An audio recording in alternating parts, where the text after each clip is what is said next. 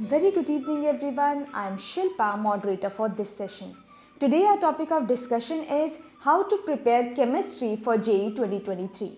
Further, in this session only, we will discuss how to prepare section wise for this examination, note making strategy, PYQs, and mocks attempt strategy. What could be the best resources for the exam preparation? You know, I love the organic chemistry a lot, and I will say कि अगर आपका basic वाले portions clear है ना, if you are very strong with your basic chapters like I had mentioned GOC and like acid bases हो गए आपके aromaticity and all, then if your basic is strong, if you are really understanding the mechanism of the questions, then you will literally fall in love with the chemistry. And all the chapters are just a go through process, and one by one you will love all of them. So I will suggest to focus mainly on the basic chapters, reaction mechanism, try to understand it, not memorize it. And a few naming reactions are important, so just learn them, and you are like very strong with the organic portion. And practice more and more previous year questions so that you can minimize your mistakes and perform well in the exams. Like just you mentioned, like similar types of structures, but answers are different. So for that kind of mistakes, I will suggest to just do more and more portions of organic chemistry. Some tricks are already there, but some naming reactions which are mentioned in the NCRT, they are very, very important. NCRT reactions, naming reactions are very important. We have so many naming reactions, but those which are mentioned in NCRT, they should be given more priority according to me. And with doing questions, now you will see like these reactions, these naming reactions will come again and again in your questions.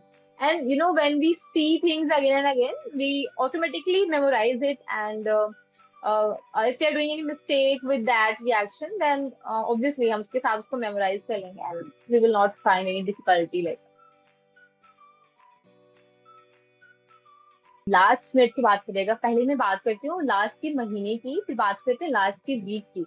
तो जो last का महीना है ना, देखो मैं सच बता रही हूँ, अगर आप किसी कोचिंग में एनरोल है या कुछ भी हो, तो अभी बहुत सारे बच्चे ना आंख बंद करके कोचिंगों के पीछे भाग रहे होंगे कि जब तक ये सिलेबस करवाएंगे हम करेंगे। अब आपका लास्ट अटेम्प्ट है, स्पेशली जो ड्रॉपर्स हैं, आपके पास आखिरी चांस है जेईई मेंस करने का। तो अब आप उनकी स्ट्रेटेजीज को हटाओ, छोड़ो, एंड अपने तरीके से अपना एक प्लान बनाओ। और तुम्हें जहां जहां से समझ में आ रहा है वहां से पढ़ाई करनी स्टार्ट करो, ठीक है। एंड मैं कहूंगी कि अभी के टाइम पे तुम बहुत सारी ऐसी बड़ी कोचिंग है जिनकी टेस्ट सीरीज है, वो बहुत टफ टेस्ट सीरीज होती है, वो पर्टिकुलरली पता है वो टॉपर्स के लिए डिजाइन होती है।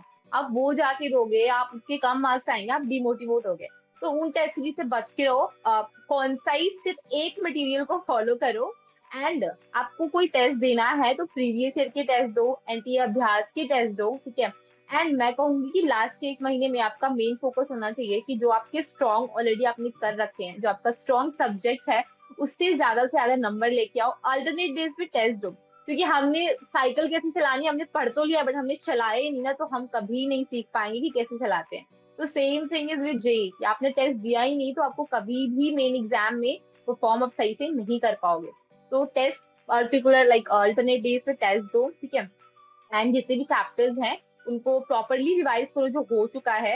एंड जेई मेंस में क्या है ना कि आजकल क्वालिटी से ज्यादा क्वांटिटी पे फोकस होने लगा है, क्योंकि मतलब कुछ चैप्टर्स ऐसे हैं जो टफ हैं, लेकिन जस्ट फॉर्मूलाज बेस्ड क्वेश्चंस वहां पे आ रहे हैं।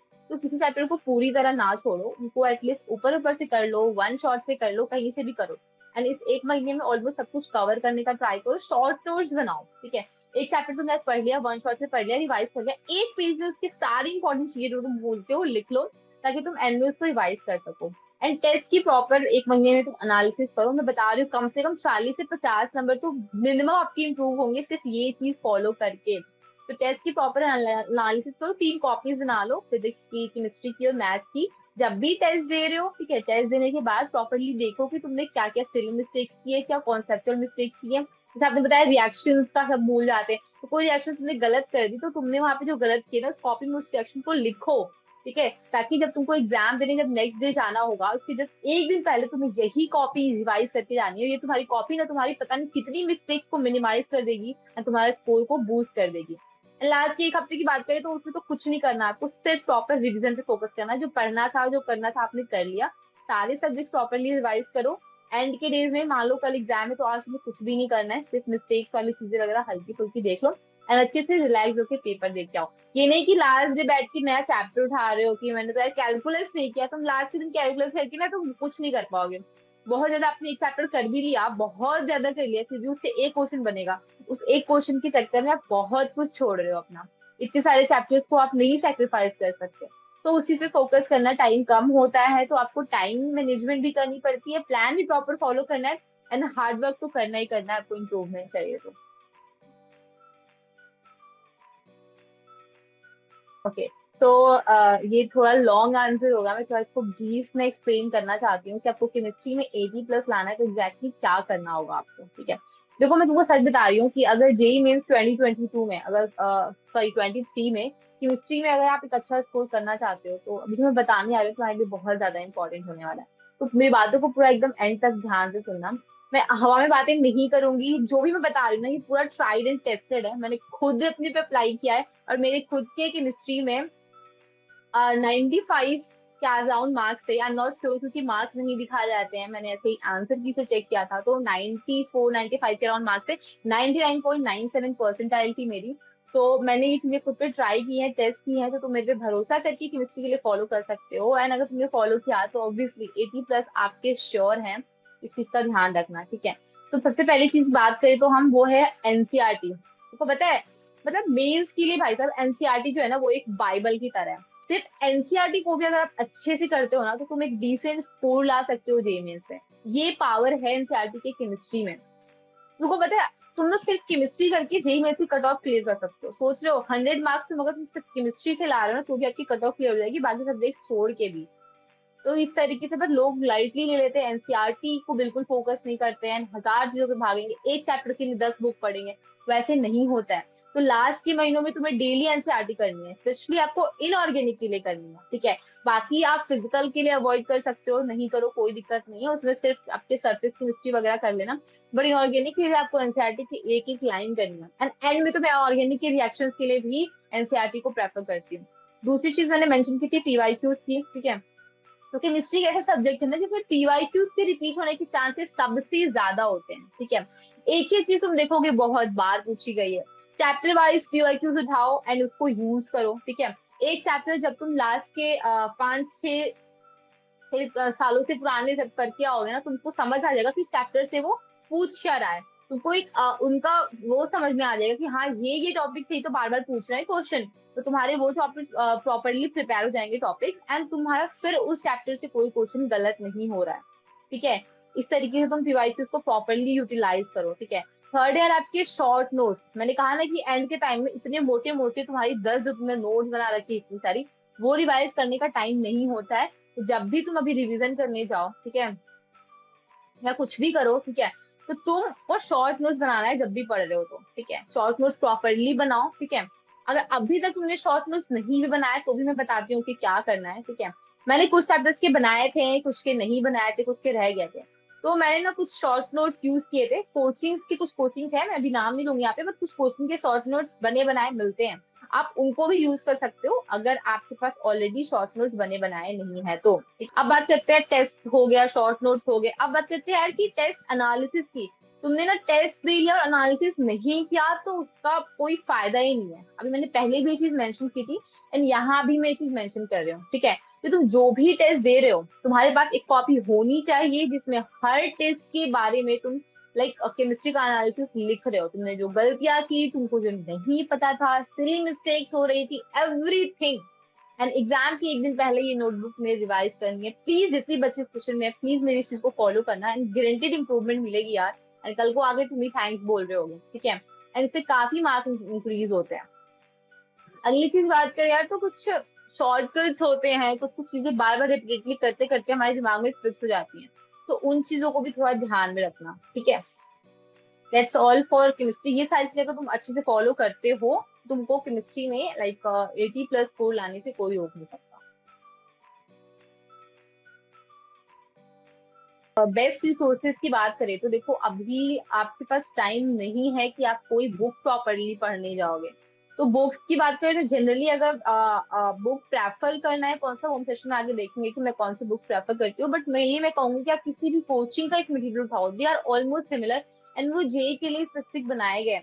तो आप किसी भी एक सिर्फ प्रॉपरली आपकी कोचिंग के मटेरियल को फॉलो करो एंड साथ में टेस्ट के लिए आप प्रीवियस ईयर क्वेश्चंस को एंटी अभ्यास ऐप को फॉलो करो अगर आपको टेस्ट देना है तो these resources are like, या आपका एक उठाओ और उसको मतलब 10,000 करने की जरूरत नहीं है, 10-15 बुक मत करो, बस एक चीज कोई भी उठा के कर लो। बट कुछ लोगों को बुक से ही समझ में आता है तो वो उठा सकते हैं, बट लास्ट के 1 महीने में तो मैं सिर्फ और सिर्फ कोई भी एक कोचिंग मटेरियल उठा के फॉलो करो, यही बोलूंगी। इससे भी आपका 1 महीने आपके पास, तो आप पहले अपने चैप्टर्स को डिवाइड करो कि ये मेरा स्ट्रॉन्ग चैप्टर है, ये वीक चैप्टर है, मीडियम चैप्टर है। स्ट्रॉन्ग जिसको आपने प्रॉपरली पढ़ रखा होगा, क्वेश्चन भी कर रखे होंगे ऑब्वियसली, अगर आपने उसे जहां से पढ़ा आपने पक्का हाईलाइट करा होगा, कुछ तो लिखा ही होगा। तो देखो, अगर आपने प्रॉपरली बड़े बड़े नोट्स बना रखे हैं ऑलरेडी, तो अगर आपको उससे शॉर्ट नोट्स निकालने हैं तो एक काम करो, हाईलाइटर आते हैं, हाईलाइटर खरीद लो एंड वहीं से हाईलाइट कर दो, ठीक है। या फिर अगर आप एनसीईआरटी में, अगर आप एनसीईआरटी पढ़े तो हमेशा पेन पेंसिल साथ में रखो, वहीं से हाईलाइट करते हुए चलो, ठीक है। तो ये कुछ तरीके हैं जिनसे आप अपनी टाइम को बचा सकते हो कि हर बार आप एक एक पेज, एक एक लाइन नहीं पढ़ सकते, उनको हाईलाइट कर करके पढ़ते जाओ। तो उसमें ऐसा है कि आप जब भी पढ़ रहे हो तो आप इम्पोर्टेंट पॉइंट्स को सिर्फ हाईलाइट करते जाओ, ठीक है, जो इम्पोर्टेंट है। एंड साइड में एनसीईआरटी के पता है कुछ जगह होती है, मैं वहां पे भी चीजें लिख लिया करती थी, कुछ कुछ जो कि एनसीईआरटी में मेंशन नहीं है, इंपॉर्टेंट है, वहां पे कुछ कुछ लिख लो, ताकि एक बार पढ़ने के बाद दोबारा आपको एक एक लाइन नहीं पढ़नी पड़े। आप जब दोबारा आओ एनसीईआरटी को देखने, तो आपकी सारी चीजें प्रॉपरली लिखी हुई हैं, आपको बस क्या करना है, सिर्फ उन इम्पोर्टेंट पॉइंट्स को जो हाईलाइट किया है एंड जो लिखे हुए हैं, सिर्फ उनको पढ़ना है एंड यू आर डन। आपका टाइम जहाँ पे आपको 2-3-4 घंटे लगे थे करने में, उसको आप 20 मिनट आधे घंटे में पूरा करके खत्म कर दोगे। क्लास 11 का सबसे ज्यादा इंपॉर्टेंट चैप्टर है जो कि आपका केमिकल बॉन्डिंग है। मैं सच बता रही हूँ, आपने केमिकल बॉन्डिंग ढंग से नहीं किया ना तो आपको पूरी इनऑर्गेनिक में प्रॉब्लम आएगी, साथ साथ आपको ऑर्गेनिक में भी प्रॉब्लम आएगी। आपको पता ही नहीं कि बॉन्ड्स फॉर्म कैसे हो रहे हैं, चीजें क्या है, तो आप कैसे लाइक आगे की चीजें पढ़ पाओगे। तो सबसे ज्यादा फोकस केमिकल बॉन्डिंग पे रखना है इनऑर्गेनिक में। एंड बाकी उसके अलावा हाइड्रोजन है, उसे एक क्वेश्चन कंफर्म होता है तो वो करना, केमिकल बॉन्डिंग से 2-3 क्वेश्चन रहते ही रहते हैं, आपको वो करने हैं। एंड इनऑर्गेनिक में ये हो गया, साथ में एस ब्लॉक है आपका, कुछ पोर्शन, कुछ या सारा ही पोर्शन एस ब्लॉक का 11th क्लास में ही है, तो वो करो। थर्मोडायनेमिक्स वगैरह है 11th में, जो कि फिजिकल केमिस्ट्री का पार्ट है, वो सारी चीजें इंपॉर्टेंट है ना। ऑर्गेनिक का मैंने बताया कि जीओसी वगैरह है 11th से, वो सारी चीजें थोड़ी इंपॉर्टेंट हैं, तो उनको अच्छे से करना। Don't forget to like, share and subscribe to our YouTube channel.